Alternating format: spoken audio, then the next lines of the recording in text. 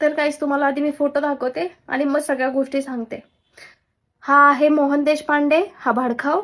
आणि ही आई गाली आहे सायली देशपांडे. हे नारायणगावचे आहेत आणि ब्राह्मण आहेत.